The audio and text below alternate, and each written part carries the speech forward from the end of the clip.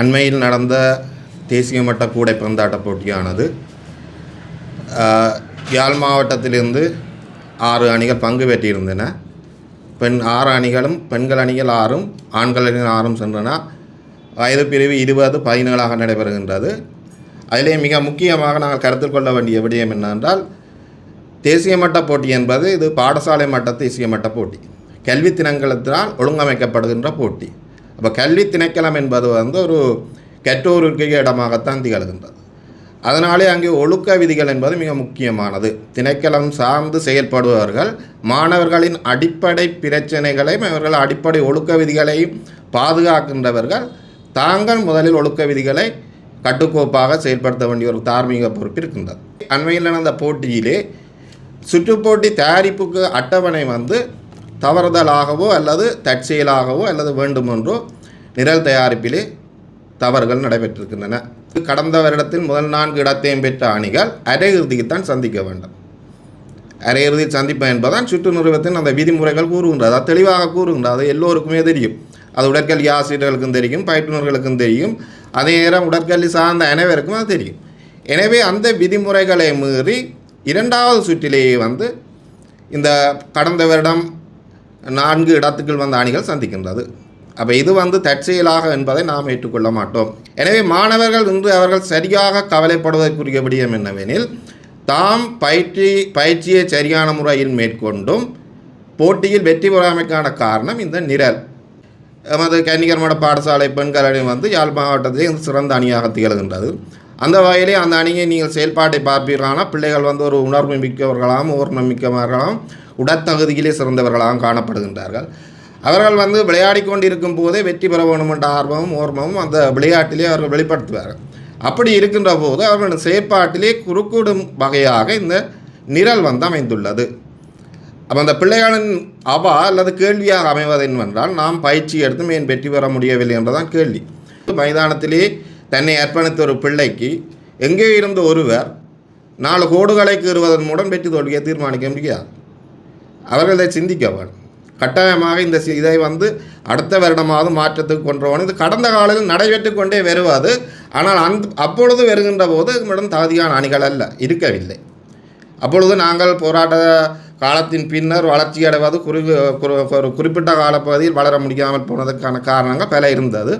ஆனால் இன்று நமது அணிகள் தகுதி அடிப்படையிலே தென்னிலங்கை அணிகளோடு போட்டி போடக்கூடிய வகையிலே எங்கள் அணிகள் வளர்ந்து விட்டன.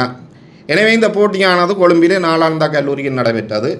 அங்கே நடைபெற்ற போட்டிகள் பார்த்தால் மிகவும் ஓர்மமாக நடைபெற்ற போட்டியாக தான் இந்த போட்டி தான் சிறப்பாக நடைபெற்றது.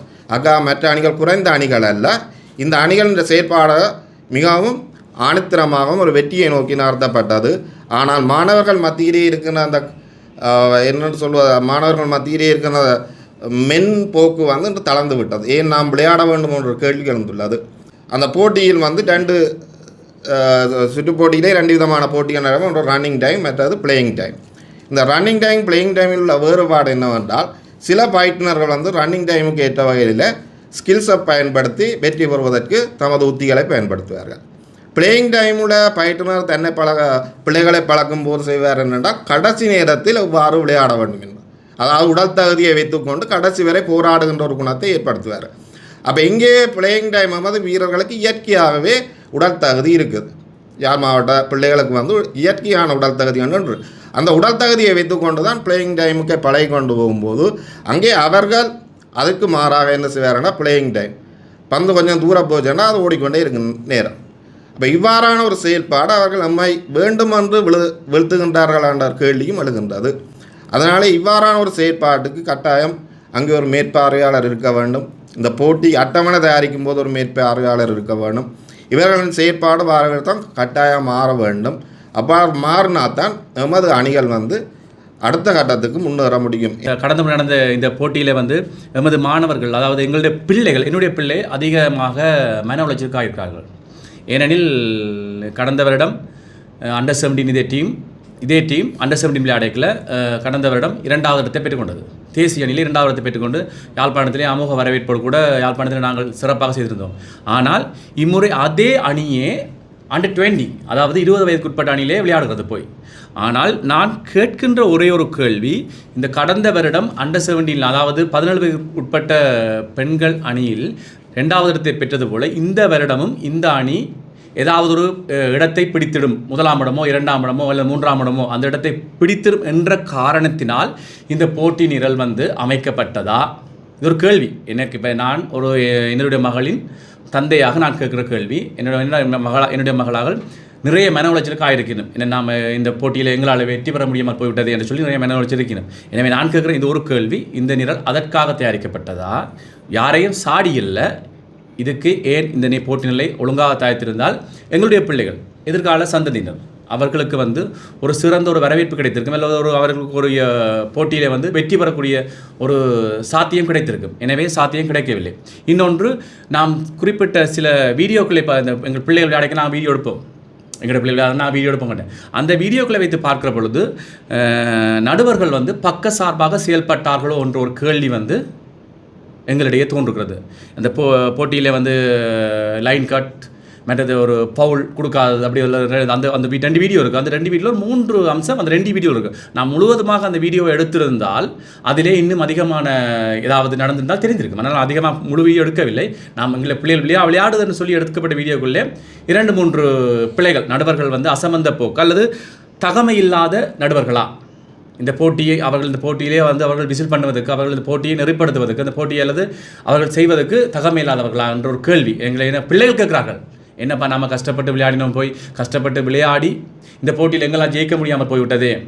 கடந்த வருடம் இந்த எல்லாருமே எதிர்பார்ப்போடு போனது, இந்த வருடம் போய்க்கல எல்லாருமே எதிர்பார்த்து போனவங்க இந்த வருடம் ஏதோ ஒரு பிளேஸ், ஃபர்ஸ்ட் பிளேஸ் அல்லது செகண்ட் பிளேஸ், தேர்ட் பிளேஸாவது நம்ம அடிச்சுக்கொண்டு யாழ்ப்பாணம் வருவோம்னு சொல்லி தான் பிள்ளைகள் போனாங்களா. நாங்களும் ஓகே, பிள்ளைகளுக்கு நிறைய செலவழித்து நல்ல பஸ் பிடிச்சி அதுக்கு லட்சக்கணக்காக பணம் செலவழித்து தான் நாம் பிள்ளைகளை அனுப்பி வைத்தோம். ஏன்னா பிள்ளைகள் எதிர்காலம் ஆசிரியர் கையில் இருக்கிறது, பெற்றோர் கையில் உள்ளது, பாடசாலை சமூக கையில் இருக்கிறது என்று தெரியும். அதனாலே அனுப்பி வைத்தோம். ஆனால் இந்த போட்டியை சரியாக என்ன சொல்கிறது, எங்களுக்குரிய பதிலை, அந்த போட்டி எங்களுக்குரிய பதிலை கொடுக்கவில்லை.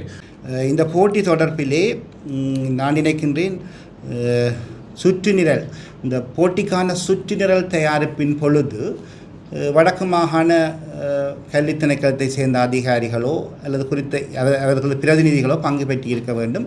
இந்த சுற்று போட்டிகள் நிரல்களை தயாரிக்கின்ற பொழுது வெளிப்படைத்தன்மை ஒன்று காணப்பட வேண்டும். அது உண்மையிலேயே அது எந்த முறை எந்தெந்த அடிப்படையில் ஒரு ஆண்டுக்கு ஆண்டு அந்த போட்டிகளை சுற்று நிரல்களை தயாரிக்கின்ற பொழுது வேறுபாடுகள் காணக்கூடியதாக இருந்தது. அந்த சுற்றுநிரல் தயாரிக்கின்ற பொழுது உண்மையிலேயே எமது பிரதிநிதிகள் அங்கே பங்கு பெற்ற வேண்டும். என்ன அடிப்படையிலே அது போடப்படுகின்றது என்பதனையும் நாங்கள் விளங்கிக் கொள்ளக்கூடிய வகையில் இனிவரும் காலங்களில் அது அமைய வேண்டும். போட்டிகளை நடாத்துகின்ற பொழுது ரன்னிங் டைமிலே அந்த போட்டிகள் நடத்தப்படுகின்றது. உண்மையிலே அந்த ரன்னிங் டைமை தவிர்த்து பிளேயிங் டைமிலே அந்த போட்டிகள் நடத்துகின்ற பொழுது மேலும் வினைத்திறனோடு அந்த இறுக்கமான போட்டிகளை நாங்கள் மேற்கொண்டு வெல்லக்கூடிய வாய்ப்புகளை பெற்றுக்கொள்ள முடியும். போட்டிகளை நடாத்துகின்ற பொழுது அந்த டேபிள் மேசையிலே சில உபகரணங்கள் கட்டாயமாக காணப்பட வேண்டும். பெல், ஃபவுல் மார்க்கர், அப்படி சில இதுகள் இருக்க வேண்டும், கட்டாயம் பூர்த்தி செய்யப்பட வேண்டும்.